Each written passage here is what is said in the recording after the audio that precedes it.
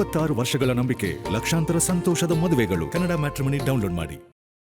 ಕಾಫಿನಾಡು ಚಿಕ್ಕಮಗಳೂರು ಜಿಲ್ಲೆಯ ಪಶ್ಚಿಮಘಟ್ಟ ಮತ್ತು ಮಲೆನಾಡು ಭಾಗದಲ್ಲಿ ಧಾರಾಕಾರವಾಗಿ ಮಳೆ ಸುರಿತಾ ಇರುವಂತದ್ದು. ಇವತ್ತು ರೆಡ್ ಅಲರ್ಟ್ ಕೂಡ ಘೋಷಣೆಯನ್ನ ಮಾಡಿರುವಂತದ್ದು. ಮುಂಜಾಗ್ರತಾ ಕ್ರಮವಾಗಿ ಶಾಲಾ ಕಾಲೇಜುಗಳಿಗೆ ರಜೆ ಕೂಡ ಘೋಷಣೆ ಮಾಡಲಾಗಿದೆ. ಮೂಡಿಗೆರೆ ತಾಲೂಕಿನಾದ್ಯಂತ ಧಾರಾಕಾರವಾಗಿ ಮಳೆ ಆಗ್ತಿದೆ. ನಾವೀಗ ಮೂಡಿಗೆರೆ ತಾಲೂಕಿನ ಸಬ್ಬೆನಹಳ್ಳಿ ಹೇಮಾವತಿ ಸೇತುವೆ ಬಳಿ ಇದ್ದೇವೆ. ಇಲ್ಲಿನ ಸ್ಥಿತಿಯನ್ನ ನಾವು ನೋಡಬಹುದು.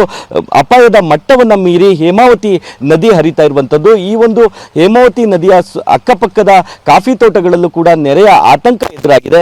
ಜೊತೆಗೆ ನಾವಿಲ್ಲಿ ದೃಶ್ಯದಲ್ಲೂ ಕೂಡ ನೋಡಬಹುದು, ಅಪಾಯದ ಮಟ್ಟವನ್ನ ಮೀರಿ ಹೇಮಾವತಿ ಹರಿತಾ ಇರುವಂತದ್ದು. ಪ್ರಮುಖವಾಗಿ ಘಟ್ಟ ಪ್ರದೇಶ ಮತ್ತೆ ಮಲೆನಾಡು ಭಾಗದಲ್ಲಿ ಧಾರಾಕಾರವಾಗಿ ಮಳೆ ಆಗ್ತಾ ಇರೋದ್ರಿಂದ ಕ್ಷಣ ಕ್ಷಣಕ್ಕೂ ಕೂಡ ಹೇಮಾವತಿಯ ಒಳ ಹರಿವಿನಲ್ಲಿ ಹೆಚ್ಚಳ ಆಗ್ತಾ ಇದೆ. ನಾವಿಲ್ಲಿ ದೃಶ್ಯದಲ್ಲಿ ನೋಡಬಹುದು, ಹೇಮಾವತಿ ನದಿಯ ತೀರದಲ್ಲಿರುವಂತಹ ಕಾಫಿ ತೋಟಗಳು ಕೂಡ ಮುಳುಗಡೆ ಆಗಿರುವುದನ್ನ ನಾವಿಲ್ಲಿ ನೋಡಬಹುದು. ಕಾಫಿ ಮತ್ತು ಸಿಲ್ವರ್ ಮರಗಳೇನಿದೆ ಅದರ ಕಾಲು ಭಾಗದಷ್ಟು ನೀರು ಕೂಡ ನಿಂತಿರುವಂತದ್ದು. ಕ್ಷಣ ಕ್ಷಣಕ್ಕೂ ಕೂಡ ಹೇಮಾವತಿಯಲ್ಲಿ ಒಳಹರಿವು ಕೂಡ ಹೆಚ್ಚಾಗ್ತದೆ. ಪ್ರಮುಖವಾಗಿ ಚಿಕ್ಕಮಗಳೂರು ಜಿಲ್ಲೆಯ ಮೂಡಿಗೆರೆ ತಾಲೂಕಿನಲ್ಲೇ ಅತಿ ಹೆಚ್ಚು ಮಳೆ ಆಗಿರುವಂತದ್ದು. ಅದರಲ್ಲೂ ಚಾರ್ಮುಡಿ ಘಾಟ್ ಸೇರಿದಂತೆ ಅದರ ಸುತ್ತಮುತ್ತ ಇರುವಂತಹ ಕೊಟ್ಗೆಹಾರ, ಬಾಳೂರಿನಲ್ಲಿ ಭಾರಿ ಪ್ರಮಾಣದಲ್ಲಿ ಮಳೆ ಆಗ್ತದೆ. ಅದರಿಂದಾಗಿ ಹೇಮಾವತಿ ಒಳಹರಿವಿನಲ್ಲೂ ಕೂಡ ಏರಿಕೆ ಆಗಿರುವಂತದ್ದು. ಅಪಾಯದ ಮಟ್ಟವನ್ನ ಮೀರಿ ಹೇಮಾವತಿ ನದಿ ಹರಿತಾ ಇದೆ.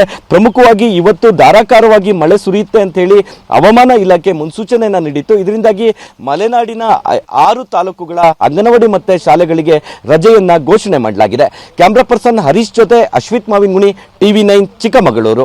26 ವರ್ಷಗಳ ನಂಬಿಕೆ, ಲಕ್ಷಾಂತರ ಸಂತೋಷದ ಮದುವೆಗಳು. ಕನ್ನಡ ಮ್ಯಾಟ್ರಿಮನಿ ಡೌನ್ಲೋಡ್ ಮಾಡಿ.